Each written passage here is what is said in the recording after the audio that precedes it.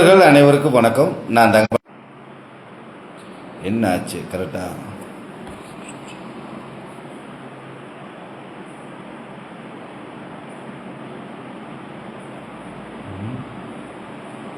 Connecting சரியா கிடைக்க மாட்டேங்குது.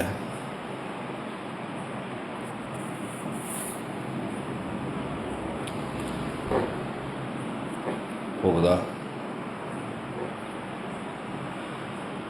நண்பர்கள் அனைவருக்கும் வணக்கம். நான் தங்கப்பாண்டி பேசுகிறேன். நண்பர்களே, இன்றைக்கி தேதி 23. இன்றைக்கி நாம் லைவ் போடுவோம் அப்படின்னு சொல்லி வீடியோ போட்டு நம்ம நண்பர்கள் எல்லாருக்குமே தெரியப்படுத்தியிருந்தோம். அதை நண்பர்கள் நீங்களும் பார்த்துருப்பீங்கன்னு நினைக்கிறேன். ஓடுதா?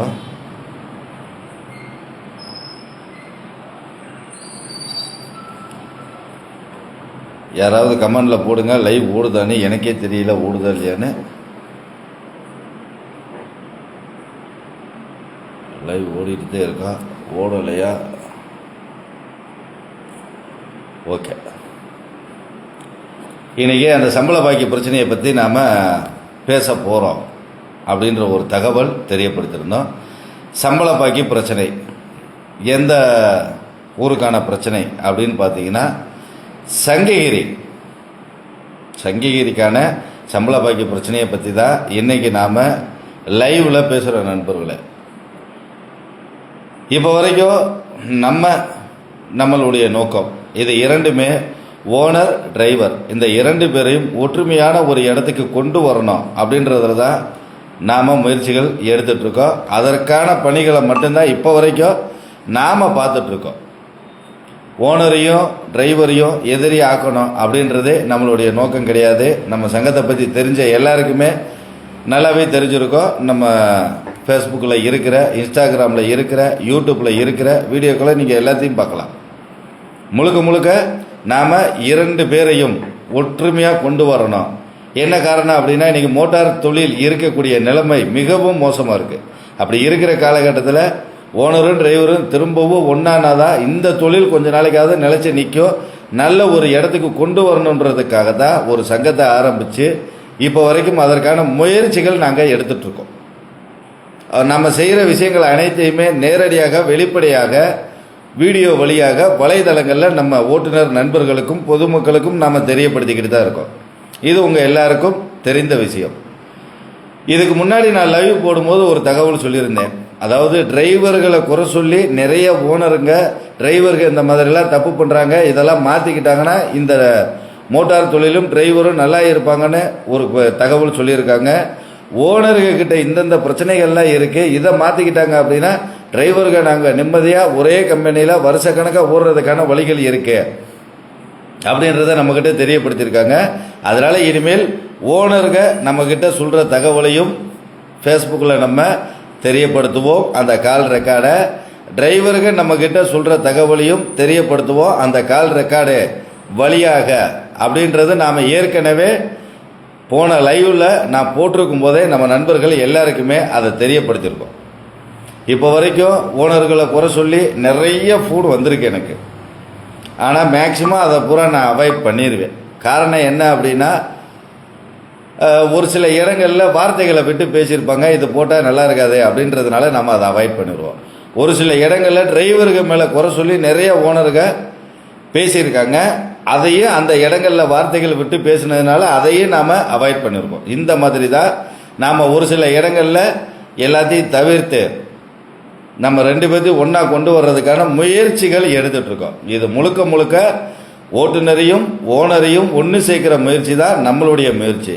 சங்கம் அப்படின்றது முழுக்க தெரியாத விஷயத்தை அவங்களுக்கு தெரியப்படுத்துறதும் எந்த இடத்துல எப்படி நடந்துக்கணுன்றதை சொல்லி கொடுக்கறதும் தான் ஒரு சங்கம். நம்ம அந்த பணிகளை தான் செஞ்சிட்ருக்கோம்.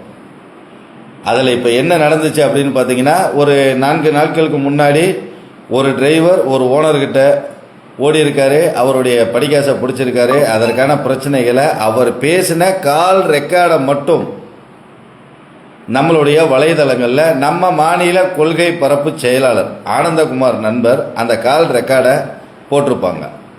அதே மாதிரி அந்த வண்டி ஓனர்கிட்ட பேசின கால் ரெக்கார்டு 2 பார்ட்டாக பழையபடியும் அடுத்த நாள் அதுக்கு அடுத்த நாள் அப்படின்னு சொல்லி போட்டிருப்பாங்க.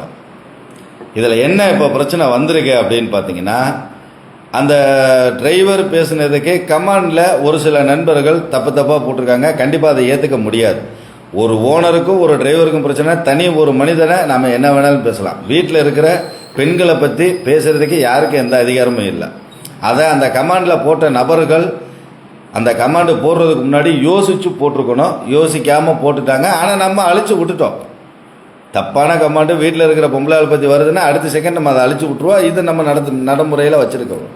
மேக்ஸிமம் நாளாக கமாண்டே பார்க்க மாட்டேன். ஏன்னா இந்த தொல்லைக்கே நமக்கு வேண்டாம். எனக்கு கமாண்டு பார்க்குறதுக்கான நேரமும் கிடையாது. அப்படி இருக்கும்போது இந்த ஓனர் பேசின கால் ரெக்கார்டு வீடியோவை நம்ம தளங்களில் போட்டதுக்கு நிறைய பேர் நல்ல விதமாக கமாண்டு போட்டிருந்தாங்க. ஆனால் அதெல்லாம் அவங்க மனசில் எடுத்துக்காமல் இப்போ என்ன நிலவரம் அப்படின்னு பார்த்தீங்கன்னா, நம்ம ஆனந்தகுமார் நண்பர் மேலே சங்ககிரி காவல்துறையில் கம்ப்ளைண்ட் கொடுத்துருக்காங்க. அந்த ஓனர்னு சொல்லி காவல்துறையிலேருந்து சொல்கிறாங்க,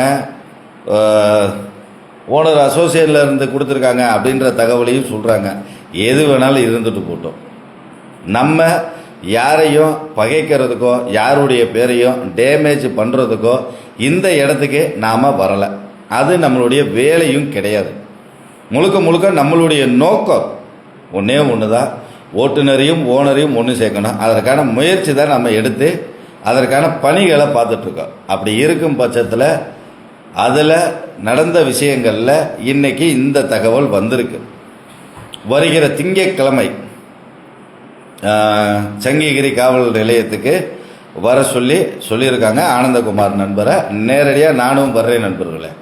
அந்த பாதிக்கப்பட்ட ஓட்டுநர் அவரும் வர்றாரு. இது போக சங்ககிரியில் எந்தெந்த ஓனர்கிட்ட சம்பள பாக்கி பிரச்சனைன்னு நம்மக்கிட்ட நல்லா தெரிஞ்சுங்க. நம்ம சங்கத்தில் உறுப்பினராக இருக்கிறவங்க நம்மக்கிட்ட கம்ப்ளைண்ட் கொடுத்துருக்காங்களோ அதில் ஒரு 5 நண்பர்கள் வர்றாங்க. அவங்கக்கிட்டையும் நாம் பேசியிருக்கோம். நேரடியாக அங்கேயே வச்சு ஸ்டேஷன்லேயே கம்ப்ளைண்ட் கொடுத்துருவோன்னு சொல்லியிருக்கோம். அதே மாதிரி 2 சம்பள பாக்கி பிரச்சனைக்கு சங்ககிரி ஸ்டேஷனில் நாம் கம்ப்ளைண்ட் கொடுத்து இப்போ வரைக்கும் அது முடிவுக்கு வரலை. அந்த சம்பள பாக்கி பிரச்சனை முடிவு பெறலை. காவல்துறை மூலமாக கம்ப்ளைண்ட் கொடுத்துமே அந்த சம்பள பாக்கி பிரச்சனையை வாங்கி கொடுக்கலை.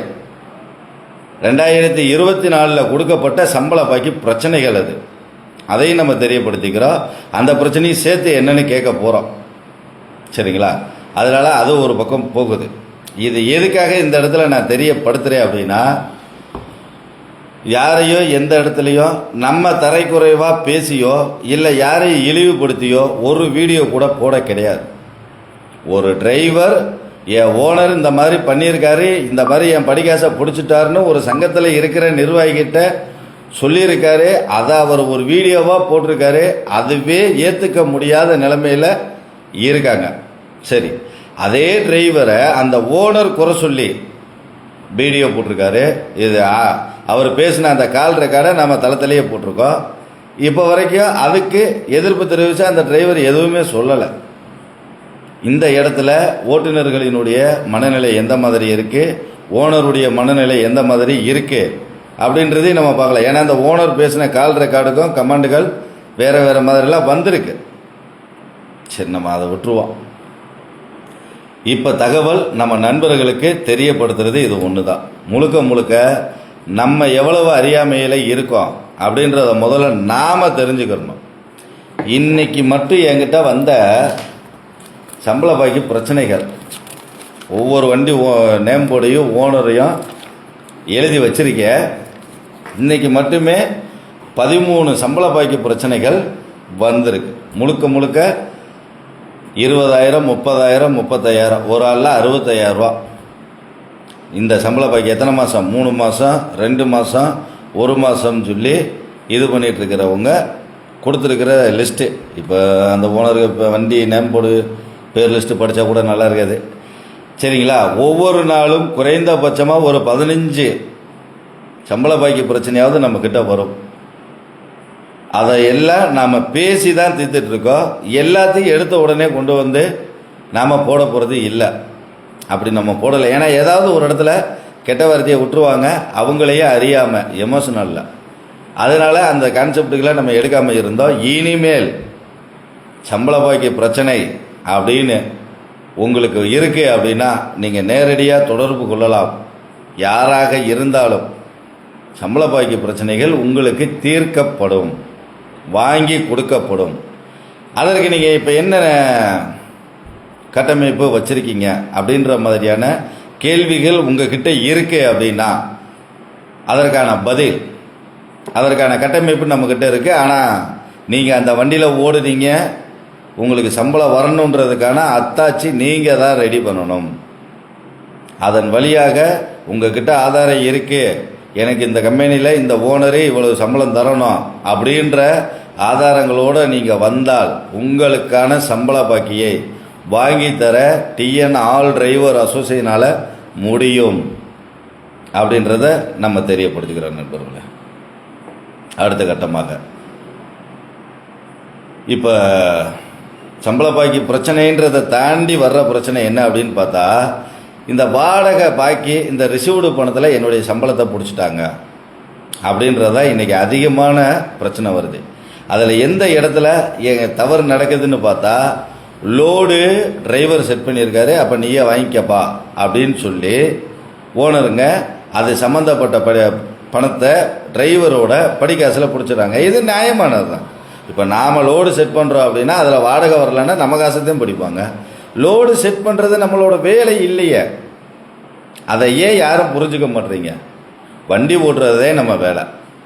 வண்டியில் ஏற்றுற பொருள் சரியாக இருக்கா, எடை கரெக்டாக இருக்கா, அந்த பொருளை கொண்டு போய் இறக்க வேண்டிய இடத்துல கரெக்டாக இறக்கியாச்சா, ரிசீவ்டை வாங்கியாச்சா, பணம் கொடுத்தா பணம் வாங்குற, இல்லைன்னா அக்கௌண்ட்டில் போட சொன்னால் அதுக்கான ரிசீவ்டு, இந்த வேலைகளை பார்த்தாலே போதுமானது. அப்படி இருக்கும்போது லோடு பார்க்கணும், லோடு பார்த்துட்டு அந்த டிரான்ஸ்போர்ட்டில் வாடகையை வாங்கணும், அந்த ரிசீவ்டு பணத்தை வாங்கணுன்ற வேலை நம்மளோடது இல்லை, அது ஓனரோடது. ஒரு முதல் போட்டு வண்டி எடுக்க தெரிஞ்ச ஓனருக்கு தெரியும் எந்த லோடு ஏற்றணும், எந்த ஊருக்கு ஏற்றணும், என்ன வாடகைக்கு ஏற்றணும். அதில் மீதியானாலும் நஷ்டமானாலும் அது அவரை சேர்ந்தது. நீங்கள் தேவையில்லாமல் அதில் இன்வால்வ் ஆனால் உங்களுடைய படிக்காசுகள் கண்டிப்பான முறையில் போகும். அப்போ அதில் நீங்கள் தயவு செய்து இன்வால்வ் ஆகாதீங்க. நான் இதை பல வீடியோக்கள் போட்டிருக்கேன். லோடு ஏற்றுறது நம்மளுடைய வேலை இல்லை. அண்ணா டிரைவர் எக்ஸஸ் கேஷ் வாங்கிட்டு போயிட்டா ரிட்டன் வாங்கி தருவீங்களா? யார்? புஜ்ஜோ மாத்யூவா? நண்பரே, நீங்கள் நம்ம சங்கத்தில் உறுப்பினராக இருந்து உறுப்பினர் கார்டு வச்சுருந்து நீங்கள் நம்மக்கிட்ட கம்ப்ளைண்ட் பண்ணால் கண்டிப்பாக டிரைவர் எக்ஸ்ட்ரா காசு வாங்கிட்டு போய் தரலைன்னா நம்ம கேட்டு வாங்கி கொடுப்போம், கவலைப்படாதீங்க, சரிங்களா? இதே இது ஒரு சில ஓனர்கள் டிரைவர் கொஞ்சம் காசு தரணும் வைக்கணும் அப்படின்னும் போது அவங்க வீட்டில் இருக்கிற பெண்மணிகளை எவ்வளவு தரைக்குறவாக பேசியிருக்காங்கன்ற கால் ரெக்கார்டு முதல் கொண்டு இன்னும் என்கிட்ட இருக்குது. அந்த டிரைவரும் ஓனரும் பேசின கால் ரெக்கார்டு நிறைய டிரைவர்கள் என்கிட்ட அனுப்பிச்சி வச்சுருக்காங்க. அந்த ரெக்கார்டுகள்லாம் இருக்குது. இதை வச்சே என்னால் ஆக்ஷனே எடுக்க முடியும். அவங்க வீட்டில் இருக்கிறவங்களுக்கு நாளைக்கு எந்த ஒரு அவமரியாதையும் வந்துடக்கூடாதுன்ற காரணத்துக்காக நம்ம அதை அப்படியே ரிலீஸ் பண்ணாமல் வச்சுருக்கோம். இது நிறைய ஓனர்கள் இந்த தப்பை பண்ணிகிட்டு இருக்காங்க. இனிமேல் அந்த மாதிரி நம்ம சும்மா விட போகிறது கிடையாது. இதற்கான நடவடிக்கைகளை சத்தம் இல்லாமல் எடுக்கிறதுக்கான வேலைகளையும் நாம் பார்க்குறோம் அப்படின்றத தெரியப்படுத்திக்கிறேன். பாஜி மேத்யூ, உங்கள் பேர் இங்கிலீஷில் போட்டிருக்கனால எனக்கு தெரியல நண்பா. நீங்கள் கேட்டதுக்கான பதில் கொடுத்துட்டேன். நீங்கள் நம்ம சங்கத்தில் உறுப்பினர் கார்டு போட்டு பயணிச்சுட்டு வாங்க. உங்ககிட்ட எக்ஸஸாக ஒரு டிரைவர் பணம் வாங்கிட்டு போய் தரலை அப்படின்னா அந்த பணத்தை சங்கம் வாங்கி கொடுக்கும், கவலைப்படாதீங்க. வேறு நண்பர்கள் உங்களுக்கு கேள்விகள் இருந்தால் கேட்கலாம். இன்றைக்கி 1 மணி நேரம் 8 to 9 முழுக்க முழுக்க நம்ம நண்பர்களினுடைய தகவல்களை நான் சேகரிச்சுட்டு அதற்கான பதிலை நான் கொடுக்கறதுக்காக தான் வெயிட் பண்ணிகிட்ருக்கேன். 1 மணி நேரம் நானாக பேசிகிட்டு இருந்தால் உங்களுக்கு போர் அடிச்சிடும், அப்புறம் கதவசனம் மாதிரி ஆகி போயிடும். இப்போ நண்பர் கேட்குறாரு பார்த்தீங்களா, அந்த மாதிரி நீங்கள் உங்களுடைய சந்தேகங்களை உங்களுடைய வழிகளை கமெண்டில் தெரியப்படுத்துங்க, அதற்கான ஆன்சரை நான் கொடுக்குறேன், சரிங்களா? இப்படி நம்மளுடைய வேலைகள் முழுக்க முழுக்க வாகனம் ஓட்டுறது மட்டும் தானே ஒழிய லோடு நம்ம பிடிச்சி அந்த வாடகையை வாங்கி திரும்ப கிளியர் பண்ணுறது நம்மளுடைய வேலை இல்லை. இன்றைக்கி அதிகமான பிரச்சனை அந்த பிரச்சனை தான் வந்துட்டுருக்கு. அதனால் தயவு செய்து அந்த வேலையை நீங்கள் கையில் எடுக்காதீங்க, ஓனர் கையிலேயே விட்டுருங்க, அவங்க பார்த்துக்கிறட்டும், சரிங்களா? அடுத்த கட்டமாக இப்போ ஒரு வண்டி லோடு ஏற்றி நம்ம கிளம்புறோம் அப்படின்னா அந்த வண்டியினுடைய முழு வெயிட் என்ன, அது ஆர்டிஓ பாசிங் எவ்வளவு அப்படின்றது டிரைவராக இருக்கிற எல்லாருக்குமே தெரியும். அதை விட அதிகமாக இருக்கு அப்படின்னால் ஒன்று அதற்கான தீர்வு என்னன்றதை தேடணும். அப்படி தேடாமல் விட்டுட்டு ஆர்டிஓ கிட்ட மாட்டி கேஸ் போட்டால் டிரைவர் தலையில் தான் ஓனர் சாத்துறாங்க. இன்றைக்கி அந்த பிரச்சனையை தான் நான் பேசி உட்காந்துருக்கேன். சரிங்களா? ஓனர் சொல்லும் போது அவர் சொல்கிறது கரெக்டாக படுது, டிரைவர் சொல்லும் போது இவர் சொல்கிறதும் கரெக்டாக படுது. இந்த இடத்துல எங்கே பிரச்சனை அப்படின்றத பார்த்தோம்னா டிரான்ஸ்போர்ட்டுக்காராலே இடையில புகுந்து வேலையை காமிச்சிட்டாப்ல, அது தெளிவாக தெரியுது. ஆனால் அந்த டிரைவர் சுதாச்சிருந்தால் கண்டிப்பாக இதற்கான மாற்று வழியை கொண்டு வந்திருக்க முடியும். இல்லை இந்த ஓனராவது இல்லைப்பா அதை இறக்கி விட்டுருப்பா, உனக்கு சந்தேகம் வந்துருச்சுல இறக்கி விட்டுருப்பா அப்படின்னு சொல்லியிருந்தாலும் அதுக்கான பிரச்சனை தீர்வு முடிவுக்கு வந்திருக்கும். ரெண்டுமே செய்யாமல் இன்றைக்கி 30,000 ஒரு டிரைவருடைய படிக்காசு மாட்டிட்டு நிற்கிது. அதுதான் பேசிகிட்டு இருக்கோம். ஞாயிற்றுக்கிழமை நேரில் நான் வர்றேன்னு சொல்லியிருக்கேன். நேரில் அந்த டிரைவரையும் ஓனரையும் உட்கார வச்சு பேசி இதுக்கான முடிவு நம்ம கொண்டு வர போகிறோம். இதெல்லாம் ஏன் சொல்கிறேன் அப்படின்னா முழுக்க இந்த டிரான்ஸ்போர்ட்டில் லோடு எடுக்கிறோம் அப்படின்னா அது டிரைவருடைய வேலை கிடையாது. ஓனரை எடுக்க சொல்லுங்கள், வாடகை அவரையே பேச சொல்லுங்கள், ரிசீவ்டு அவரையே வாங்கிக்கிற சொல்லுங்கள். உங்களுடைய சம்பளத்தை மட்டும் பாதுகாப்பாக எப்படி வீட்டுக்கு கொண்டு போகிறது அப்படின்றத யோசிங்க. அப்போ தான் இந்த வாடகை பிரச்சனையில் உங்களுடைய சம்பளம் பிடிக்கப்படாது அப்படின்றத முதல்ல நண்பர்களுக்கு தெளிவாக தெரியப்படுத்திக்கிறேன். இதற்கு அடுத்தபடியாக இன்னைக்கு வந்த ஃபோன் கால்ஸில் டீசல் மைலேஜ் கிடைக்கல அப்படின்னு சொல்லி ஒரு டிரைவருக்கு ஆத்தூர் டிரைவருக்கு ஒரு ஓனர் 9,000 ரூபா படிகாசு பிடிச்சிருக்காரு, டீசல் மைலேஜ் வரலன்னு சொல்லி. இன்னொரு டிரைவருக்கு 8,000 ரூபா படிகாசு பிடிச்சிருக்காங்க. இவங்க அந்த வண்டியில் எவ்வளோ நாள் ஓடி இருக்காங்க அப்படின்னா 7 மாதமாக ஓடி இருக்காங்க. 7 மாதமாக ஓடும்போது அந்த வண்டியில் மைலேஜ் வரலன்றது ஓனருக்கு தெரியல. ஏன்னா 7 மாதமாக அவர் டீசலே போடலை. முதல்ல போட்டு விட்ட டீசலு ஃபுல்லாக 7 மாதமாக ஓடுது, கணக்கு வழக்கு பார்க்கல. கடைசியாக கணக்கு பார்க்கும்போதே இவர் கையில் மைலேஜ் வரலன்றது தெரியுது. இப்படி நான் சொன்னால் உங்களுக்கு கோவம் வருதில்ல? இதே மாதிரி தான் ஒரு ட்ரிப்பு போயிட்டு வர்றது அதிகபட்சம் போனால் 1 வாரம் இல்லை 10 நாள் தெரிஞ்சிடும்ல அந்த டிரைவர் கையில் மைலேஜ் வருதா மைலேஜ் வரலையான்னு. எப்பா உன் கையில் மைலேஜ் வரல, ஒன்றும் மைலேஜ் வர்ற மாதிரி போட்டு, இல்லைன்னா நீ எனக்கு வேணாப்பான்னு இறக்கி விட்டுறலாம்ல. ஒரே நடையில் படிக்காசை கொடுத்துட்டா வேலை முடிஞ்சு போச்சு. ஒரு வண்டி எடுக்கிறோம் அப்படின்னா அந்த வண்டி டிரைவரு எந்த மாதிரி டிரைவிங் பண்ணுறாரோ அதுக்கு ஏற்ற மாதிரி ஒரு தடவை 2 தடவை டீசல் போட்டு ஃபுல் பண்ணுற வரைக்கும் அந்த டிரைவருக்கும் அந்த வண்டிக்கும் அதுக்கான மைலேஜ் செட் ஆகணும். முதல்ல யார் கையில் இருந்தாலும் மைலேஜ் மாறும். ஒரு வண்டிக்கும் ஒரு டிரைவருக்கும் மைலேஜ் மாறத்தையும் செய்யும். இது நம்ம எல்லாருக்குமே தெரிஞ்ச விஷயம்தான்.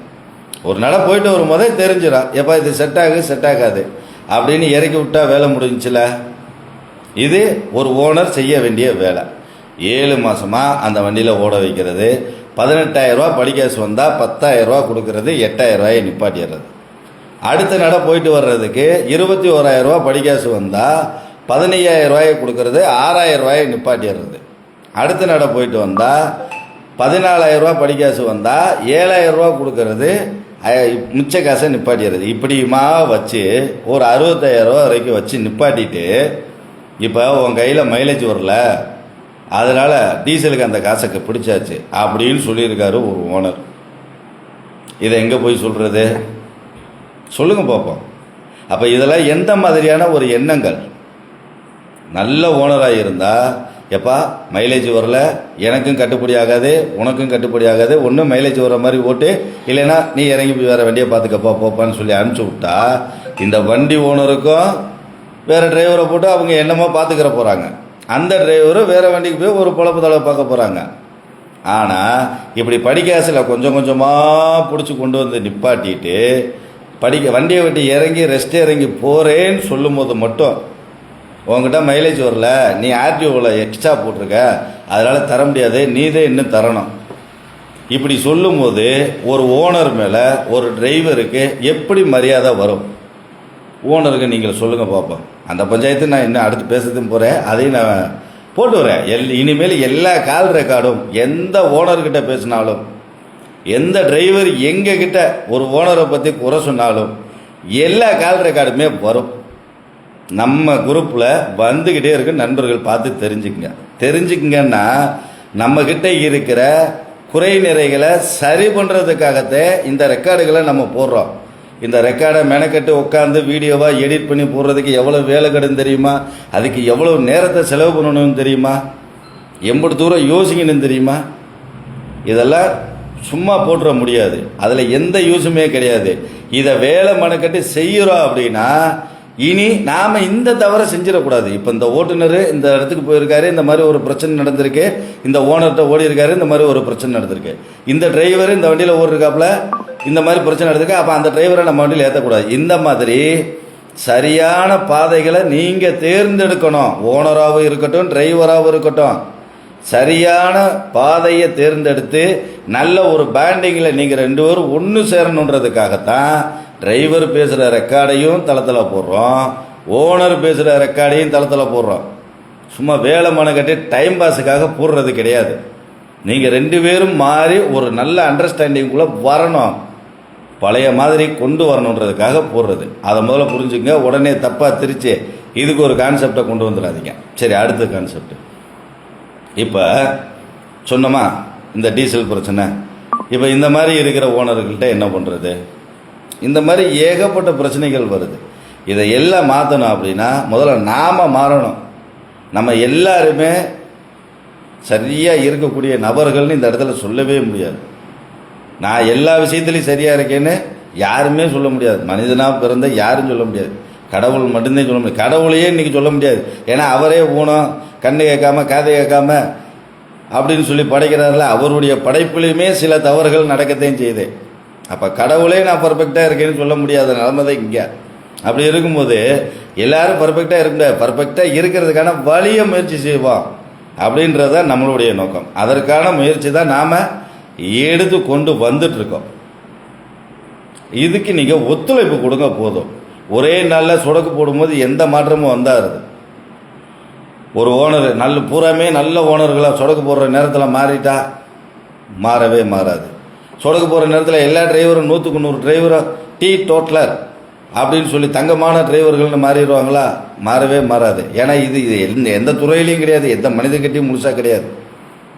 அப்படி இருக்கும்போது கொஞ்சம் கொஞ்சமாகவே மாற்றி கொண்டு வரணும். நம்ம தொழில் அப்படி இது எப்படி சொல்கிறது, ஒரு சாபக்கேடான தொழில். அதே மாதிரி ஒரு வரம், மிகப்பெரிய வரம், எப்படி சொல்கிறது, அமிர்த கலசம் சொல்லுவாங்கள்ல, அந்த மாதிரி ஒரு வரம்னு கூட சொல்லலாம். இது 2 விதமாக எடுத்துக்கிறலாம். நாம் எந்த மாதிரி எடுத்துக்கிட்டு இதை வாழ ஆரம்பிக்கிறோமோ அந்த மாதிரி தான் இந்த வாழ்க்கை நமக்கு அமையும். மோட்டார் தொழிலும் சரி, ஓட்டுநரும் சரி, இதை வரம் நினச்சி எடுத்துக்கிட்டால் வரமாக இருக்கும், சாபம் நினச்சி எடுத்துக்கிட்டால் சாபமாக இருக்கும். இதை வரமாக வாழ்கிறதும் சாபமாக வாழ்கிறதும் நம்மளுடைய எண்ணத்துலேயும் நம்மளுடைய நடைமுறையிலையும் தான் இருக்கு நண்பர்களே. அதை நண்பர்களுக்கு தெரியப்படுத்திக்கிறோம். அடுத்த கான்செப்ட். இப்போ இன்னைக்கு வந்த பிரச்சனைகள். ஒரு கிளீனர், இப்போ யாருமே கிளீனர் வச்சு வண்டி ஓட்டுறது இல்லை. முழுக்க ஒரு வண்டிக்கு ஒரு டிரைவர் வச்சுதே ஓட்டுறோம். அந்த நிலைமையில தான் இன்றைக்கி டிரைவர் பற்றாக்குறையில் போயிட்டுருக்கு. இது எல்லாருக்குமே தெரிஞ்ச விஷயம்.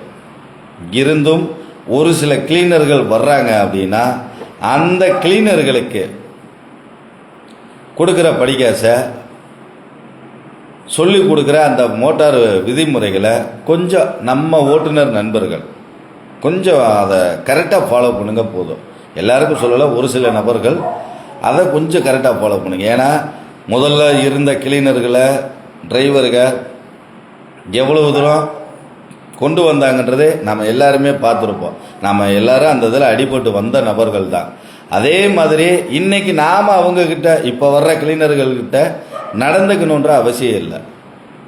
அதனால் அந்த பழக்க வழக்கங்களை கொஞ்சம் நண்பர்கள் மாற்றிக்கிறலாம் அப்படின்றது ஒரு வேண்டுகோளை நான் உங்கள் முன்னாடி வைக்கிறேன் நண்பர்களே. அடுத்த கட்டமாக இன்னைக்கு அதிகமான பிரச்சனைகள் வரக்கூடியது இந்த செல்போன் பார்த்துக்கிட்டே வண்டி ஓட்டிகிட்டு போகிற நபர்கள். இவங்களை நானே லைனில் நிறையா பேரை பார்த்துருக்கேன். என்னால் முடிஞ்ச அளவுக்கு இந்த சிக்னலில் நிற்கும் போது கூப்பிட்டு பேசி சொல்லியிருக்கேன், நான் இல்லைன்னுலாம் சொல்லலை. அந்த செல்ஃபோன் பார்த்துக்கிட்டே வண்டி ஓட்டும்போது என்னுடைய கேள்வி என்னென்னா, உங்களோட கவனம் செல்ஃபோனில் இருக்குமா இல்லை ரோட்டில் இருக்குமா? செல்ஃபோனில் ரீல்ஸோ இல்லை வீடியோவோ பார்த்துட்டு போகிறீங்க, உங்களுடைய கவனத்தை இங்கே வச்சுட்டிங்கன்னா அப்போ ரோட்டில் எப்படி கவனம் செலுத்துவீங்க? ரோட்டுக்குள்ளே ஏதாவது ஒன்று வந்தால் அப்போ உங்களோட கவனம் எந்த மாதிரி இருக்கும்? யோசிச்சு பாருங்கள். செல்ஃபோன் முதல்ல எதுக்காக பார்க்குறோம்? செல்ஃபோனை கூர்மையாக பார்த்தா நம்ம கண்ணு வலிக்கும், தூக்கம் வரும், நம்ம கண்ணினுடைய லென்ஸ் பிரச்சனை உருவாகும்னு சொல்கிறாங்க. இன்றைக்கி நான் செல்ஃபோனு தான் 24 ஹவர்ஸ் யூஸ் பண்ணிகிட்ருக்கேன். எது என்னுடைய பொழப்பு, நான் வண்டி ஓட்டலை, சரிங்களா? ஆனால் செல்ஃபோனில் தான் 24 ஹவர்ஸ் என்னுடைய பொழப்பு ஓடிட்டுருக்கு. அப்படி இருக்கும்போது நீங்கள் வண்டி ஓட்டும் போது செல்ஃபோன் பார்க்குறதுனால யாருக்கு என்ன லாபம்? தூக்கம் வராமல் இருக்கிறதுக்காக பார்க்குறேன்னு சொன்னால் அப்போ தூக்கம் வருதுன்னா நிப்பாடி தூங்குங்களேன், அதில் ஒன்றும் தப்பே கிடையாது. இன்றைக்கி அதிகப்படியான விபத்துக்கள் நடக்கிற மாநிலங்களில் நம்ம மாநிலமும் முன்னாடி நிற்கிது. அதையாவது மாற்றலாமே. தூக்கம் வந்தால் தூங்குங்க, 1 மணி நேரம் தூங்கினா போது தூக்கம் கலைஞ்சிரும். நான்லாம் மிளகை எடுத்து மென்னுக்கிட்டு வண்டி ஓட்டியிருக்கோம், பச்சை மிளகாய் தின்னுக்கிட்டு வண்டி ஓட்டியிருக்கோம். மிளகுக்கு மிஞ்சிய தூக்கம் உங்களுக்கு வந்துடும். அசாம்லாம் ஓட்டும் போது சிங்கிளு,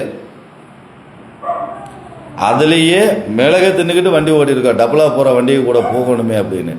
மிளகு தின்னா எப்பேற்பட்ட தூக்கமாக இருந்தாலும் போயிடும், காதில் போக கிங்கன்னு கிளம்பும். அதையும் மீறி உங்களுக்கு தூக்கம் வருதுன்னா நிப்பாட்டி தூக்கிட்டு போகலாம். அதுக்காக நான் வண்டி ஓட்டணுன்றதுக்காக செல்ஃபோனு பார்த்துட்டு வண்டி ஓட்டிட்டு போகிற இடத்துக்கு போயிடுறேன் அப்படின்னு சொல்கிறது எந்த விதத்துலேயும் நியாயம் கிடையாது. அதை நம்ம ஏற்றுக்கவும் முடியாது. அதனால் எத்தனை விபத்தாக இருக்குது, எத்தனை பேருக்கு பிரச்சனைகள். ஒன்று உங்களுக்கும் பிரச்சனை, அந்த வண்டி ஓனருக்கும் பிரச்சனை, அந்த லோடை அனுப்பிச்சி விட்ட டிரான்ஸ்போர்ட்டுக்கும் பிரச்சனை, இந்த லோடு போய் சேர்ந்துருன்னு சொல்லி அனுப்பிச்ச கம்பெனிக்கும் பிரச்சனை, இந்த லோடை எதிர்பார்த்து உட்காந்துருக்கிற வாங்குகிற கம்பெனிக்கும் பிரச்சனை. அப்போ எத்தனை பேர் என்னுடைய வாழ்க்கையை நீங்கள் இடையில கேள்விக்குறியாக்குறீங்க? முன்னாடி இருக்கிற பொதுமக்களாக இருக்கட்டும், வாகனமாக இருக்கட்டும், அவங்களுக்கும் பிரச்சனை. அப்போ அந்த இடத்துல ஆபத்தான நபர் யார்? நம்ம ஓட்டுநர்தே, அந்த தவறை செய்யக்கூடிய நபர்தே. அந்த மாதிரி நபர்கள்ட்ட இருந்து பிரச்சனை வந்துச்சு அப்படின்னா நம்ம சங்கம் பார்க்காது.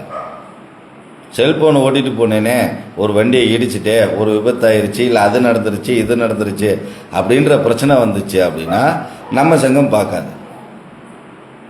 மது அருந்தி இன்னைக்கு வண்டி ஓட்டின 2-3 பேரை நிப்பாட்டி நாமளே அதற்கான பனிஷ்மெண்ட் முதற்கொண்டு எடுத்திருக்கோம். மது அருந்தி வாகனம் ஓட்டின நபர்கள்னு நமக்கு தெரிய வரும்போது கண்டிப்பாக சங்கம் உங்களுக்கு பக்கத்தில் கூட வராது. மது அருந்தி வாகனம் ஓட்டிய நபர்களுக்கு இந்த பக்கமே இடம் கிடையாது நண்பர்களே. இது நம்ம சங்கத்தில் இருக்கிற முதல் சட்டத்திட்டம், சரிங்களா? அதனால் அந்த மாதிரி பிரச்சனைகள் இருக்குன்னா வந்துடாதீங்க. அதே மாதிரி முதல் நாள் நைட்டு குடிச்சுட்டு படுத்தேனே, காலையில் வண்டி எடுத்துகிட்டு போனேன், ட்ரிங்க் அண்ட் டிரைவ்னு பிடிச்சி கேஸ் போட்டாங்க, இல்லை அதில் அந்த நேரத்தில் ஒரு விபத்து நடந்து ஒரு பிரச்சனை ட்ரிங்க் அண்ட் டிரைவ்னு வந்துருச்சு, எப்படினாலும் காப்பாற்றுங்கன்னா அதுக்கும் பொறுப்பு கிடையாது. ஒரு டிரைவரினுடைய கண்ணியமான கடமை என்ன தெரியுமா? நம்ம வீட்டை விட்டு கிளம்பி வண்டிக்குன்னு நீங்கள் உங்கள் ஊரில் பஸ் ஏற ஆரம்பிச்சிட்டாலே நீங்கள் வண்டிக்கு டியூட்டிக்கு கிளம்பிட்டீங்கன்றதான் கணக்கு. நீங்கள் உங்கள் வண்டிக்கு போய் வண்டியை ஓட்டி அங்கே 10 நாள் ஆல்டானாலும் 20 நாள் ஆல்டானாலும் முடிச்சுட்டு திரும்ப உங்கள் வீட்டுக்கு வந்து இறங்கி உங்கள் வீட்டு வாசப்படிக்குள்ள வரீங்க வருங்க, அது வரைக்கும் நீங்கள் டியூட்டியில் இருந்த மாதிரி தான் கணக்கு. அதுக்கப்புறம் நீங்கள் வீட்டில் வந்து என்னமோ பண்ணுங்க, அப்போ கணக்கே கிடையாது. அதுக்கு இடையில எது நடந்தாலும் மது குடித்தா 3 நாளைக்கு வரைக்கும் உடம்புல ஆல்கஹால் இருக்கும். இது டாக்டர் சொல்கிறது. நைட்டு குடிச்சிட்டு படுத்தே காலையில் எடுத்துகிட்டு போனேன், இந்த மாதிரி ஆச்சு, விபத்து நடந்துச்சு அப்படின்னா இன்சூரன்ஸ் கிளைம் ஆகாது. எதுக்கு அந்த வேலையை பார்க்கணும்? தண்ணி அடிக்கிறதுக்கு நம்ம வண்டிக்கு போகலையா, 10 ரூபா சம்பாதிக்கணுன்றதுக்காக வண்டிக்கு போகிறோம். 10 ரூபாயை சம்பாரித்து நம்ம குடும்பத்துக்கு கொண்டு வரணும்னு நீங்கள் அங்கே போய் சரக்கை போட்டு கறி எடுத்து அது இதுன்னு செய்கிறதுக்கு அந்த காசை அப்படியே மிச்சப்படுத்திட்டு வந்து உங்கள் வீட்டில் இதெல்லாம் நீங்கள் செய்யும்போது எவ்வளவு செலவு மிச்சம் யோசிச்சு பாருங்கள். 10 ரூபா சம்பாதிக்கிறதுக்கு தான் நாம் போகிறோம். அந்த சம்பாத்தியத்தை சம்பாரிச்சிட்டு வந்து நீங்கள் வீட்டில் அதை பண்ணலாமே. அதனால் இந்த மாதிரி பிரச்சனைகளுக்கு நீங்கள் கொண்டு வந்தாலும் நம்ம சங்கம் பார்க்காது. உங்களுக்கு ஓட்டுநர்களுக்கு முன்னாடி நம்ம நிற்போம். நீங்கள் சரியாக இருந்து உங்களுடைய உழைப்பை சுரண்டும் போது, அண்ணே நான் எல்லா விஷயத்துலையும் சரியாக இருந்தேன், ஒரு ஓட்டுநராக என்னுடைய கடமையை நான் சரியாக செஞ்சேன், என்னுடைய உழைப்பை எடுக்கிறாங்க, என்னை கொத்தடிமையாக நடத்துகிறாங்க, என்னுடைய தன்மானத்தை இழக்க வைக்கிறாங்க அப்படின்ற இடத்துல நீங்கள் நின்றுட்டு சங்கத்துக்கிட்ட சொன்னால் 100க்கு 200% சங்கம் உங்கள் கூட நின்று அனைத்து வேலைகளையும் பார்க்கும். சரிங்களா? அதை தாண்டி உங்கள் பக்கம் தவறுகளை வச்சுட்டு நீங்கள் நம்ம சங்கத்துக்கிட்ட வந்து அந்த தவறுகளை மறைச்சு நீங்கள் ஒரு நியாயத்தை தேடிடணும் அப்படின்னு எதிர்பார்த்தால் சங்கம் திரும்பவும் சம்மந்தப்பட்ட நபர்கள்ட்ட பேசும்போது நம்ம சைடு இருக்கிற தவறுகள் பூரா தெரிய ஆரம்பிச்சிடும். அப்போ சங்கம் உங்களை கைவிட்டுரும். அது மிகப்பெரிய அசிங்கமாக இருக்கும். ஒரு விஷயத்தில் இறங்குறோம் அப்படின்னா ஜெயிக்கணும். அது இறங்குறதுக்கு முன்னாடி நம்மக்கிட்ட உண்மை இருக்கான்னு நம்ம பார்க்கணும். உண்மை இருந்தால் நம்ம சொல்லணும், உண்மை இல்லையா செஞ்ச தவறு இது, அப்போ அதற்கான வழிகளில் அதற்கான தீர்வை தேடுறதுக்கான முயற்சி எடுக்கணும். ஒரு சில நண்பர்கள்லாம் உண்மையை மறைச்சி என்கிட்ட விஷயங்களை சொல்லி தீர்வு தேடிடணும்னு பார்த்தாங்க. கடைசியில் அந்த சம்மந்தப்பட்ட நபர்கள்ட்ட பேசும்போது 2 பேரையும் ஒன்றா வச்சு பேசும்போது மேட்ரு தெரிஞ்சு போச்சு. நம்ம அதை அப்படியே கிடப்பில் போட்டுருவோம். அதுக்கு அடுத்த ஸ்டெப்பு எடுக்க மாட்டோம். அப்போ நம்ம சரியாக இருக்கணும். நம்ம சரியாக இருக்கோன்றதை ப்ரூஃபாக நம்ம வச்சுக்கிறணும். அதை தான் நண்பர்கள்ட்ட தெரியப்படுத்துகிறேன். இன்றைக்கி ஒரு சில ஓனர்கள்ட்ட நான் பேசும்போது அவங்க சொன்னாங்க, இந்த பையன் என் வண்டியிலே ஓடலையே, முதல்ல வண்டி அந்த பையன் யாருன்னே தெரியாது அப்படின்னாங்க. ஏன்னா அந்த டிரைவர் அந்த வண்டியில் ஓடினதுக்கான எந்த பொறுப்பும் இல்லை அப்படின்றார். இந்த மாதிரி பிரச்சனைகளையும் நாங்கள் ஃபேஸ் பண்ணுறோம். அது ரெண்டாவது நம்ம அதை ஒரு ஓடினாரா ஓடலையா அப்படின்றத நம்ம ரெண்டாவது கொண்டு வரலாம். ஆனால் அசால்ட்டாக ஒரு வார்த்தையை சொல்லி தப்பிச்சுக்கிறாங்க. அதனால் இனிமேல் பில்லு போடும் போதேவும் உங்கள் லைசன்ஸை கொடுத்து லைசன்ஸ் நம்பர் போட்டு உங்கள் பேர் போட்டு பில்லு அடிக்க வைங்க. வண்டி நம்பரை போட்டு ஒவ்வொரு லோடு ஏற்றிட்டு போகும்போது அந்த லோடோடையோ அந்த பில்லோடையோ வண்டியோடையும் சேர்த்து ஒரு ஃபோட்டோ வீடியோ எடுத்து வைங்க. இதெல்லாம் நமக்கு ரொம்ப ரொம்ப முக்கியம். அதே மாதிரி ஓனர்கிட்ட பேசினாலும் சரி, மேனேஜர்கிட்ட பேசினாலும் சரி, கால் ரெக்கார்டு பண்ணி வைங்க. அது நாளைக்கு உங்களுக்கு உதவும், மறந்துட வேண்டாம்.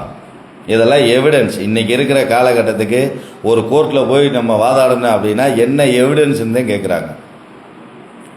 எவிடன்ஸு நமக்கு ரொம்ப ரொம்ப இம்பார்ட்டன்ட். அப்போ எவிடன்ஸை கிரியேட் பண்ணிங்க. இன்றைக்கி எல்லார் கையிலையும் ஆண்ட்ராய்டு மொபைல் இருக்குது. வீடியோ எடுக்க முடியும், ஃபோட்டோ எடுக்க முடியும். அதை நீங்கள் எடுத்து வைங்க. அதே மாதிரி இந்த பதிவு வந்து ஓனர்களுக்கு. ஒரு சில ஓனர்கள் டிரைவருக்கு ஆர்டிஓவுக்கு காசு கொடுத்தோம், போலீஸுக்கு காசு கொடுத்தோம் அப்படின்னு சொல்லும்போது இதெல்லாம் கணக்கில் ஏற்றுக்க முடியாது அப்படின்னு டிக் பண்ணிவிட்டு போயிடுறீங்க, ஸ்கிப் பண்ணிட்டு. அந்த காசை ஏற்றுக்கிற மாட்டீங்க. டிரைவர் அவரோட காசுலேருந்து கொடுக்குறாரு. அந்த இடத்துல ஆர்டிஓ இருக்காங்களா இல்லையா, கொடுப்பாங்களா மாட்டாங்களான்றது நமக்கு நல்லாவே தெரியும். குறிப்பாக ஓனர்களுக்கு தெரியும், தெரியாமலாம் கிடையாது. இருந்தாலும் இந்த விஷயங்களை நானே ஒரு சில இடங்களில் நேரடியாகவும் பார்த்துருக்கேன். நீங்கள் ஒரே ஒரு விஷயம் செஞ்சால் போதுமே, ஒரே ஒரு சின்ன விஷயம். உங்கள் வண்டியில் 4 கேமரா மாட்டினா போதும். அந்த 4 கேமரா வெறும் 10,000 தான். நான் அந்த இதை விசாரிச்சுட்டேன். நம்ம தலைவர் வண்டிக்கு அடுத்து மாட்ட போகிறோம். 4 கேமரா, ஃப்ரண்ட் 1, இந்த சைடு 1, இந்த சைடு 1, பேக் 1, மொத்தம் 4 கேமரா. வண்டியை முழுசாக பாதுகாத்துக்கிடலாம். வண்டியில் யாராவது திருட வந்தாங்க அப்படின்னா திருட வர்றவை எவைன்னு சொல்லி அழகாக அவன் முகத்தை கேட்ச் பண்ணிடலாம். திருடுனாங்க அப்படின்னா யார் திருடுனான்னு கேட்ச் பண்ணிடலாம். இப்போ ஒரு டீசலை திருடுறியா அப்படின்னா எவன் திருடுறியா அப்படின்றது அழகாக தெரிஞ்சு போயிடும். லோடுக்கு பின்னாடி கூடி ஏறி திருடுறாங்கன்னா அதுவும் தெரிஞ்சு போயிடும். முன்னாடி ஒரு சம்பவம் நடக்குது, 2-3 இடங்களில் ஒரு பிரச்சனை, அதை நான் நன்றா சொல்கிறேன்.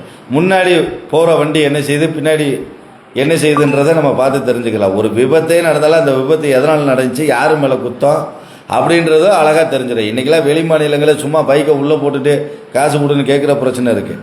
தாராளமாக ஒரு 10,000 15,000 போட்டு இன்றைக்கி ஜிபிஆர்எஸ் மாற்ற ஓனருங்கள் மத்தியில் ஒரு 10,000 போட்டு 4 கேமரா மாட்ட முடியாதா? அதில் ஆர்டிஓ இருக்காப்லையா இல்லையா, அவங்களுக்கு பணம் கொடுக்குறாங்களா கொடுக்கலையான்றது அழகாக தெரிஞ்சு போயிடும். போலீஸ் இருக்காங்களா இல்லையா, பணம் கொடுக்குறாங்களா கொடுக்கலையான்றது அழகாக தெரிஞ்சு போயிடும். அப்போ நீங்களே உங்கள் கையிலேயே அனைத்து ரெக்கார்டையும் வச்சுக்கலாமே. வண்டி எங்கே போகுது, எங்கே வருது, வண்டிக்குள்ளே டிரைவர் என்ன செய்கிறாங்கன்னு முதல் கொண்டு நீங்கள் பார்க்கலாம். இவ்வளோ நல்ல விஷயங்கள் இருக்கும்போது நீங்கள் ஏன் அதை செய்யக்கூடாது? அந்த 10,000 ரூபாயில் பெருசாக நட்டால் ஒன்றும் ஆக போகிறதில்ல. இன்றைக்கி கிராஷிங்கு 20,000 30,000 எடுக்கிறாங்க. அசால்ட்டாக மனசார கொடுத்துட்டு வர்ற ஓனர்களுக்கு மத்தியில் உங்கள் வண்டியினுடைய பாதுகாப்பு, உங்கள் வண்டியினுடைய சேஃப்டி, ஆர்டிஓ இருக்காங்களா இல்லையான்னு தெரிஞ்சுக்கலாம். ஒரு விபத்து நடந்தால் அது எதனால் நடந்துச்சு, யார் மேலே தப்புன்றது தெரிஞ்சுக்கலாம். ஒரு டிரைவர் என்ன செய்கிறாரு, எது செய்கிறாருன்றதை முதல் கொண்டு தெரிஞ்சுக்கலாம். இவ்வளவு வசதிகள், இவ்வளவு முன்னெச்சரிக்கை ஏற்பாடுகள் இருக்கக்கூடிய இந்த கேமரா மாற்றுறதில் என்ன பிரச்சனை சொல்லுங்கள்? தாராளமாக மாட்டலாம். ஆனால் அதை 100% பேர் செய்யலை. இப்போ 10% வண்டியிலேயே வர ஆரம்பிச்சிருச்சு. கேமரா வண்டியிலேயே வர ஆரம்பிச்சிருச்சு. இப்போ தான் அது ஸ்டார்டிங் ஆகி போயிட்டுருக்கு. இன்னும் 190% நான் இது 2018 இருந்தே வீடியோ போட்டு சொல்லிகிட்டு இருக்கேன். வண்டியில் கேமரா மாட்டுங்க, வண்டியில் கேமரா மாட்டுங்க. அதில் எல்லாமே வெட்ட வெளிச்சமாக தெரிஞ்சிடும். ஒரு டிரைவருக்கு திருடேன்ற பட்டம் கட்டுறது குறையும், அவனுடைய உழைப்பை சுரன்றது குறையும் அப்படின்னு. அதை யாரும் இப்போ வரைக்கும் செய்யலை. இதை தாராளமாக நீங்கள் செய்யலாம். அதுக்கான வழிகள் உங்ககிட்ட இருக்குது. ஆனால் செய்கிறதுக்கு எத்தனை பேர் முன் வந்திருக்கீங்கன்னு எனக்கு தெரியல. முன் வந்து இதை செஞ்சீங்க அப்படின்னா கண்டிப்பாக டிரைவருக்கிட்ட இந்த ஆர்டிஓவுக்கு இதை ஏற்றுக்க மாட்டேன்றது குறையும். ஒரு விபத்து நடந்துச்சுன்னா யார் மேலே தப்புன்றதை தாராளமாக தெரிஞ்சுக்க முடியும். நாளைக்கு அதை வச்சு கோர்ட்டில் நம்மளே கேஸ் போட்டு என் மேலே தப்பு இல்லை, எதுக்காக என் வண்டி மேலே கேஸ் போடுறீங்கன்னு வாதாட முடியும். இவ்வளோ நல்ல விஷயங்களை அந்த கேமராவில் பதிவாகிற வீடியோ வழியாக நம்மால் கொண்டு வர முடியும். அப்போ அதற்கான முயற்சிகளை நாம் எடுக்கணுமா எடுக்க வேண்டாமா அப்படின்றத ஓனருங்க நீங்கள் முடிவு பண்ணுங்க. அடுத்தபடியாக இன்னொரு பிரச்சனை என்னென்னா, பாவம் அந்த மனுஷன் இன்னைக்கு ஃபோன் போட்டு புலம்புறார். அதாவது எம்பியில் வந்துட்டு இருந்த மனுஷன் ரோட்டில் ஒரு ஆள் கிடந்திருக்காப்புல. அவர் வண்டியை கீழே இறக்கி எடுத்துகிட்டு வந்துட்டாப்புல. அவருக்கும் அந்த ரோட்டில் கிடந்த ஆளுக்கு சம்மந்தமே கிடையாது. 2 டிரைவர் வந்தவங்க. அடுத்து வந்து செக் போஸ்ட்டில் வண்டி பாஸ் ஆகி வந்துருச்சு. ஆனால் அந்த செக் போஸ்ட்டில் பாஸ் ஆன வண்டியை வச்சு நீ இதே இந்த ஆளை வந்து அடித்து போட்ட அப்படின்னு சொல்லி அந்த வண்டியை இங்கே ஊர்லேருந்து திரும்ப அந்த எம்பிக்கே கொண்டு போய் ஏகப்பட்ட சித்திரவதைப்படுத்தியிருக்காங்க. அந்த வண்டியில் ஒரு சின்ன பெயிண்ட் கீறல் கூட கிடையாது. ஏன்னா வண்டி அப்போ தான் அந்த மாதம்தான் எஃப்சி எடுத்திருக்கு. வண்டி அவ்வளோ பர்ஃபெக்டாக இருக்குது. போலீஸ்காரங்களுக்கும் தெரிஞ்சிருச்சு இந்த வண்டி பண்ணலை, தப்பாக நம்ம கூட்டிகிட்டு வந்துட்டோம். ஏன்னா அந்த இடத்துல நடந்த சம்பவங்கள் அனைத்தையுமே தெளிவாக சொல்லும்போது போலீஸ்காரங்களுக்கு புரிஞ்சிருச்சு. இருந்தும் விடலை. அந்த டிரைவர் கேட்ட கேள்வி ஒன்றே ஒன்று, அந்த வண்டி ஓனர் ஒரே ஒரு கேமரா வச்சுருந்தாருன்னா நான் பாஸ் ஆகும்போது அந்த உடம்பு அங்கே கிடக்குன்றது கேமராவில் பதிவாக இருக்கும்.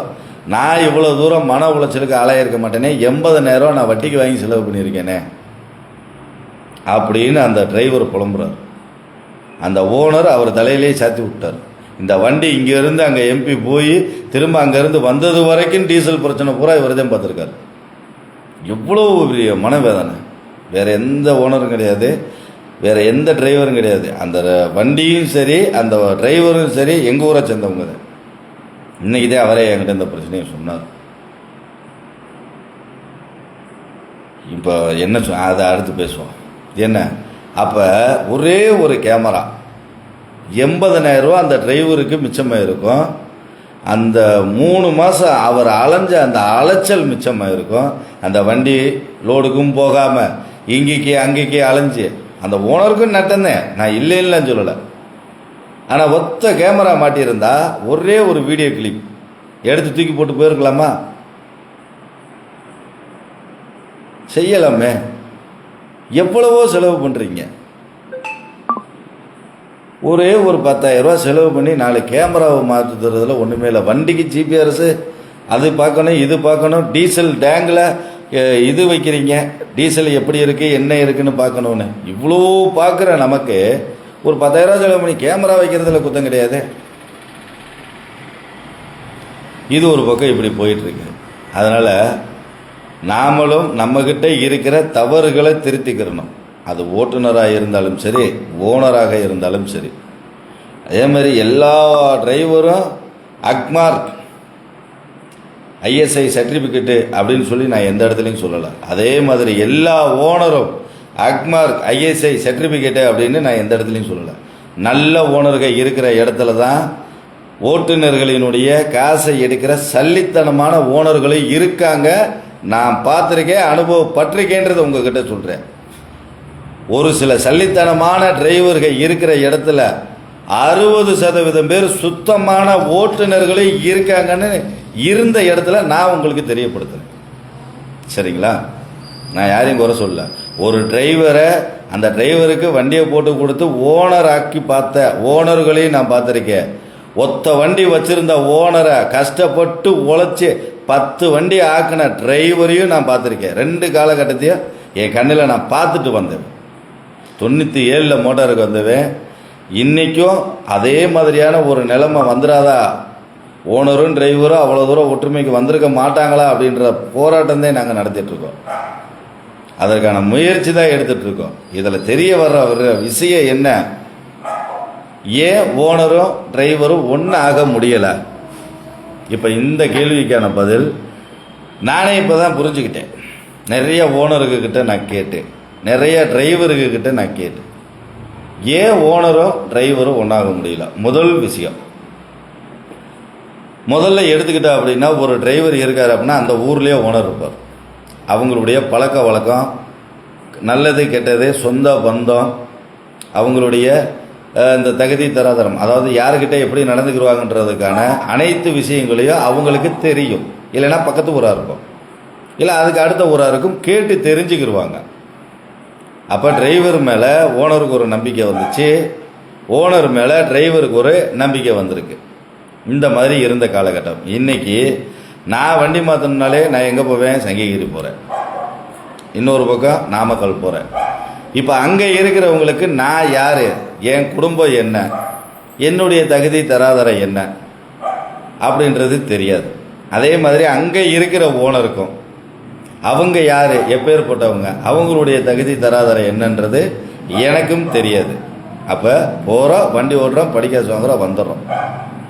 இந்த பாண்டிங்கிலே போகிறதுனால டிஸ்டன்ஸ் அப்படின்றது அதிகப்படியாக இருக்கு. அதனாலதே இன்னைக்கு இந்த அளவுக்கு ஓட்டுநரும் ஓனரும் ஒன்றாக முடியாமல் இருக்காங்க அப்படின்ற விஷயம் தெளிவாக புரியுது நண்பர்களே. இப்போ இதை மாற்றுறதுக்கு என்ன வழி இருக்கு? அதே பாண்டிகை தான். இன்றைக்கி நான் ஒரு டிரைவர்கிட்ட கேட்குறேன், என்ன சொல்கிறாரு? அண்ணே நான் கடலூர்னே சங்ககிரியில் வந்து வண்டி மாற்றி ஓட்டிகிட்ருக்கேனே அப்படின்றாரு. இன்னொரு டிரைவர் என்ன சொல்கிறாரு? அண்ணே நான் ஓமலூர் கடலூர் ஓனர்கிட்ட நான் வண்டி மாற்றி ஓட்டிகிட்ருக்கேன். இப்படியும் போயிட்டுருக்கு. அப்போ நம்ம ஊருக்குள்ளேயே யார் வண்டி வச்சுருக்கான்றதை நாம் விசாரித்து பழைய முறைக்கு அந்தந்த ஊருக்குள்ளே இருக்கிற ஓட்டுநர்களே அந்தந்த ஊருக்குள்ளே இருக்கிற வண்டிகளையும் அந்த ஊரில் இருக்கிற கம்பெனி வண்டிகளையும் மாற்ற ஆரம்பிக்கும் போது பழக்க வழக்கங்களை திரும்ப மாற்றங்களை கொண்டு வரலாம். இன்றைக்கி பெரிய வண்டியை எடுத்துட்டா அப்படின்னா இந்த தீபாவளிக்கு போனஸு பொங்கல் போனஸுன்றதெல்லாம் கிடையாது. அந்த பக்கம் நான் நாமக்கல் சங்ககிரியில் ஓடின வரைக்கும் இத்தனை வருஷம் அங்கே ஓடி இருக்கேன், ஒரு ஓனர்கிட்ட கூட தீபாவளிக்கோ பொங்கலுக்கோ 10 ரூபா போனஸ் கூட வாங்கினது கிடையாது. அவங்க நம்மக்கிட்டே கேட்பாங்க, தீபாவளியா கொடுங்க முதலாளி, நீங்கள் கொடுங்க அப்படின்னு கேட்பாங்க. ஆனால் இங்கே நம்ம ஊரில் தேனியில் என் வண்டி ஓட்டுற டிரைவருக்கு ஆட்டோ, நல்லா கேட்டுங்க, ஷேர் ஆட்டோ தான் எனக்கு ஓடுது, ஷேர் ஆட்டோ ஓட்டுற டிரைவருக்கு நம்ம 1000 ரூபா கையில் கொடுத்து துணிமணி எடுத்து கொடுப்பேன் தீபாவளி வருது அப்படின்னா. ஏன்னா இது கடமை. நான் டிரைவராக ஓடினாலும் இங்கே அதைத்தான் எனக்கு கொடுப்பாங்க. இங்கே எந்த வண்டி ஓட்டினாலும் சரி, ஒரு கம்பெனியில் ஓடுறோம் அப்படின்னாலும் 2 மாதம் சம்பளம் கொடுப்பாங்க. ஒரு கம்பெனியில் வேலை பார்த்தாலும் 2 மாதம் சம்பளம் வரும். ஆனால் இது அப்படியே இந்த பக்கம் இருந்து அந்த பக்கம் போயிட்டோம்னா இந்த மாதிரி ஒரு பாண்டிங்கே இல்லை அப்படின்றாங்க. அப்போ ஒவ்வொரு இடத்துலையும் மாறுபடுது. அதை நம்ம அனுசரிச்சுட்டே போகணுன்ற மாதிரியான சூழ்நிலை இருக்குது. அப்போ இதை மாற்றுறதுக்கான வழி என்ன? இன்னைக்கு எல்லா ஊர்லேயும் வண்டி இருக்குது, வண்டி இல்லாத ஊரில் என்ன அதிகமாக இருக்கிறது? சேலம் மாவட்டம், நாமக்கல் ஒரே மாவட்டம் தான் இப்போ 2ஆக பிரிஞ்சிருச்சு. இப்போ நாமக்கல் மாவட்டம் இங்கே அதிகமாக இருக்குது. ஏன்னா அவங்கக்கிட்ட அதிகமான வண்டி இருக்குது, அதனால் அங்கே அதிகமாக வண்டி இருக்குது. ஆனால் எல்லா ஊர்லேயுமே வண்டி இருக்கே. இப்போ தேனியில் இருந்து சங்கிகிரி, நாமக்கல்லில் ஓடுற டிரைவருக்கு எத்தனை பேருன்றது எனக்கு தெரிஞ்சே நிறைய பேர் இருக்காங்க. ஆனால் இங்கே தேனிக்குள்ளே இருக்கிற அந்த 50 வண்டிக்கும் வெளியிலேருந்து வந்து டிரைவர் ஓடிட்டுருக்காங்க. அப்போ இதனுடைய சுழற்சி முறையை மாற்றினா இன்னும் கொஞ்சம் மாறும். யாராக இருந்தாலும் நம்ம ஊருக்குள்ளே முதல்ல வண்டி இருக்கான்னு தேடி பாருங்க. அப்போதே இப்போ நம்ம சொல்கிறோம் பார்த்தீங்களா, ஒருத்தர் என்கிட்ட சொன்னார், அண்ணே 30 வருஷமாக மோட்டாரில் இருக்கேனே, அன்னைக்கு கொடுத்தா அதே 16 காசு படி தான் இன்னைக்கும் கொடுக்குறாங்க அப்படின்னு. இது நம்ம எல்லாருக்குமே கண் கூட தெரியும், நல்லாவே தெரியும். தெரியாத ஓட்டுநரே இருக்க முடியாது. படிக்காசு எத்தனை வருஷமாக ஓட்டுநர்களுக்கு கொடுக்குறாங்கன்னு நல்லாவே தெரியும். ஆனால் தெரிஞ்சும் நாம் அதில் தான் ஓடிட்டுருக்கோம். யாராவது கேட்டிருக்கோமா எனக்கு படிக்காசு எக்ஸ்ட்ரா வேணும்னு? கேட்கல. ஏன் கேட்கல? நிறைய பேர் என்கிட்ட கேட்குறீங்க, அண்ணே படிக்காசு சேர்த்து வாங்கி கொடுங்கண்ணே, படிக்காசு சேர்த்து வர்றதுக்கு ஒரு வழிவகை பண்ணுங்க அப்படின்னு. வழிவகை பண்ணுறதுக்கு சட்டம் நம்மளை கையிலையாக இருக்குது. நம்மதே வயதிருந்து கேட்கணும். ஒரு ஓனர் உங்களுக்கு வண்டிக்கு கூப்பிட்றாரு அப்படின்னா என்ன படி, எனக்கு இந்த படி கொடுங்க, அப்போதே வருவேன். இந்த ஆபீஸ் கமிஷன்னு ஒரு கான்செப்ட் வருது பார்த்தீங்களா. எங்கள் ஏரியா பக்கம்லாம் ஆபீஸ் கமிஷன்றது ஓனர் தான் கொடுப்பாரு.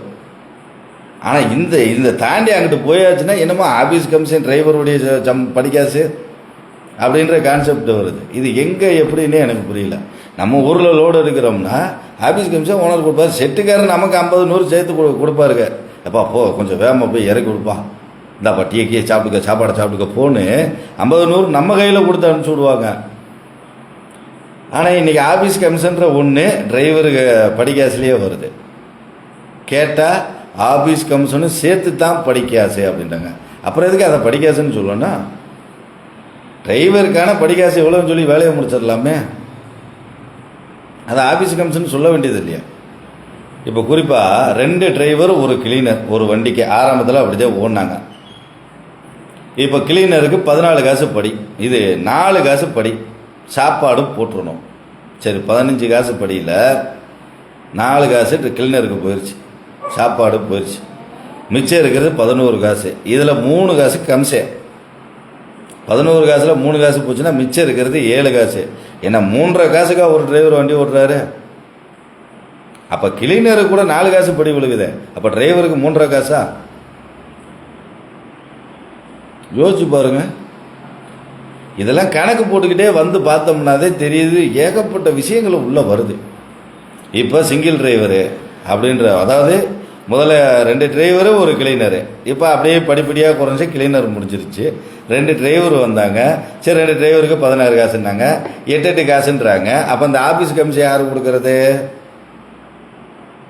சொல்லுங்க பாப்பா? 3 காசு ஆஃபீஸ் கமிஷன், 4 காசு ஆஃபீஸ் கமிஷன், 5 காசு ஆஃபீஸ் கமிஷன் போகுது. அப்போ அது போயிட்டா 16 காசில் 5 காசு ஆஃபீஸ் கமிஷன் போயிட்டா மிச்சம் இருக்கிறது 11 காசு. 2 டிரைவரு. அப்போ 5 ரூபா 50 காசுக்காக வந்து வண்டி ஓட்டுறான். அவ்வளோதான் நம்ம மதிப்பா? கொஞ்சம் யோசிச்சு பாருங்களேன். ஆனால் மொத்தமாக சொல்லும்போது 16 காசு. 1 லட்ச ரூபா கலெக்ஷனா 16,000 உனக்கு படிப்பா? எங்கே 16,000 வருது? 2 டிரைவரில் கமிஷனே எங்கிட்ட 3000 அங்கிட்ட 3000 ஓடி போயிருது. 6,000 ஓடி போயிருச்சுன்னா 6 காசு அதிலே போயிருமே. 1500 வச்சாலும் 3000 அதில் ஓடி போயிருது. இதில் ஒரு இடத்துல 3 காசு, ஒரு இடத்துல 4 காசு. சென்னையிலலாம் 7 காசு 8 காசு வரைக்கும் வாங்குறாங்க. ஒரு டிரான்ஸ்போர்ட் இருக்குது, என்கிட்ட 8 காசு கமிஷன் வாங்கினாங்க. பெரிய ஏழரையே போட்டு விட்டேன். அதுக்கு அந்த ஓனர் என்ன சொல்லுவார் தெரியுமா? சென்னை ஏற்றுனா அப்படித்தான். அப்போ சென்னை ஏற்றாது, சென்னை தான் எனக்கு லோடிங் பாயிண்ட். அப்போ படிக்க சேர்த்து கொடு, இல்லை கமிஷனை நீ எடுத்துக்க அப்படின்னு சொன்னோம்னா அதெல்லாம் முடியாது. 8 காசு கமிஷன். உட்காந்து எப்படி சொல்கிறது, அந்த ஹீட்டில் எல்லாத்தையும் வேக வச்சு உட்காந்து வண்டி ஓட்டி கொண்டு வர்ற டிரைவருக்கு 5 காசு 6 காசு படிக்காசு. ஒரு இந்த மாதிரி ஒரு சேரை போட்டு ஒரு ஃபேனு கீழே உட்காந்துட்டு ஃபோனை பேசி இங்கே போ அங்கே போன்னு சொல்கிற டிரான்ஸ்போர்ட்டுக்காருக்கு 8 காசு படிக்காசு. இதில் கிராஷிங் வேறு. எப்படி கிராஷிங் 12,000 ரூபா அந்த லோடுக்கு நான் கொடுத்தது. கிராசிங் 12,000 ரூபா. எப்படி இருக்கும் யோசிச்சு பாருங்க. சென்னையில் அது ஃபேமஸான டிரான்ஸ்போர்ட் தான். சரி, பேர் சொல்ல வேணாமேன்னு நினைக்கிறேன். என்ன இந்த மாதிரி டிரைவர் இதை எடுத்துறாங்க. கேட்டால் டிரைவருடைய படிக்காசு நாங்கள் 16 காசு தரோம், நாங்கள் 15 காசு தரோம். எங்கெங்க தரீங்க? இதை முதல்ல ஓட்டுநர்கள் நாம் சிந்திக்கணும். டிரான்ஸ்போர்ட்டு கமிஷன்றது நமக்கு அதுக்கும் சம்மந்தம் இல்லை. முதல்ல நீங்கள் ஓட்டுற இதுக்கு என்ன கூலி வாங்குறீங்கன்றதை பாருங்கள். இன்றைக்கி எத்தனை இடத்துல நாம் பார்க்குறோம் சிங்கிளாக போன டிரைவருங்க. இப்போ நான் ஒரு வாரத்துக்கு முன்னாடி கூட ஒருத்தர் வண்டியிலே டேங்கர் வண்டியில் படுத்திருந்த மனுஷன் இறந்து விரைச்சி போய் அவரை இறக்குனாங்க. டபுள் டிரைவராக போயிருந்தா ஏதாவது ஒரு நல்லது கெட்டதுன்னா அடுத்த நிமிஷம் தகவலாக தெரியப்படுத்தலாம்ல. 2 நாள் அந்த வண்டி அவனுக்குள்ளே நின்றுச்சாமா. ஒரு மனுஷன் இறந்து 1 நாள் 2 நாள் கழித்து வெளியில் தெரிகிற அளவுக்கு ரிஸ்க் எடுத்து சிங்கிளாக ஓட்டி அந்த காசை எடுத்து என்னதே பண்ண போகிறீங்க? அப்படி எடுக்கிற அளவுக்கு அந்த காசில் என்னதே இருக்கு யோசிங்க. டபுளாக ஓட்டினா 2 குடும்பம் வருமானம் ஈட்டும். அதே நேரத்தில் ஒரு ஆளுக்கு பிரச்சனை அப்படின்னா இன்னொரு ஆள் பாதுகாக்க முடியும். நல்லது கெட்டதுக்கு கூட நிற்க முடியும். ஒரு உடம்பு முடிக்கலை அப்படின்னா கூட மாற்றி விட முடியும். ஏன் டபுளாக போகிறதுக்கு யோசிக்கிறீங்க? இன்றைக்கி சொன்னாப்புல சிங்கிளாக போகிறதுக்கே டிரைவர் கிடைக்காத நேரத்தில் டபுளாக போய் எங்கே அப்படின்ற கான்செப்டை உடனே கொண்டு வருவீங்க. மாற்றுங்க, கொஞ்சமாவது பழக்க வழக்கத்தை மாற்றுங்க. இன்றைக்கி இருக்கிற காலகட்டத்தில் நாம் சாப்பிட்ற சாப்பாடு பூரா இரும்பு சத்து நிறைந்த சாப்பாடுகள் கிடையாது. முழுக்க முழுக்க உரம். மண் பூராமே பாய்சன் ஆயிடுச்சு. அதில் விளையிறது பூராமே ஸ்லோ பாய்சன். எப்படி அதில் விளையிறது பூரா ஸ்லோ பாய்சன் தான். இன்றைக்கி சொல்லப்போனால் நம்ம சாப்பிட்றதுல சத்தான ஐட்டம்னு எதுவுமே கிடையாது. ஸ்லோ பாய்சனை தான் கொஞ்சம் கொஞ்சமாக உயிர் வாழ்கிறதுக்காக சாப்பிட்றோம். அப்படி இருக்கும்போது நம்ம உடம்புக்குள்ளே எல்லா நோய்களும் வரத்தையும் செய்யும், எல்லா பிரச்சனைகளும் வரத்தையும் செய்யும். அப்போ நம்மளை பாதுகாக்கிறதுக்கு வண்டியில் இருக்கும்போது ஒரு ஆள் வேணும் அப்படின்னா கூட இருக்கிற டிரைவராக தான் இருக்க முடியும். அப்போ டபுள் டிரைவராக போகிறதுக்கான வழியை பாருங்கள். ஒரு டிரைவருக்கு 10 காசு படி கேளுங்க. 10 காசு படி. ஒரு டிரைவர் டபுள் டிரைவர் வரணும். டபுள் டிரைவராகவே வருவோம் அப்படின்றத கொண்டு வாங்க. கொடுக்குற வண்டிக்கு போங்க, கொடுக்காத வண்டியை விடுங்க. கஷ்டமாக தான் இருக்கும். கொஞ்ச நாளைக்கு லோக்கலில் வண்டி மாற்றி பாருங்களேன், வேலை முடிஞ்சிச்சு. அதுவும் முடியல, ஒரு ஆட்டோவை போட்டுங்க. நீங்கள் அங்கே போய் சம்பாதிக்கிற கணக்கை போட்டு பாருங்கள். அவ்வளோதான் 800 ரூபா 900 ரூபா இந்த கணக்கில் தான் விழுகும். சாப்பாடு காசு எல்லாம் கழிச்சது போக அந்த காசை நம்ம லோக்கலில் உட்காந்து ஆட்டோ ஓட்டியே எடுத்துகிட்டு போயிடலாம். மாற்றத்தை கொண்டு வரணும் அப்படின்னா அதற்கான முயற்சி எடுக்கணும். அதற்கான முயற்சி எடுக்கும்போது வலியும் கஷ்டமும் கொஞ்சம் இருக்கத்தான் செய்யும். அதை சகித்து சமாளித்து கொண்டு வரும்போது தான் மாற்றம் வரும்.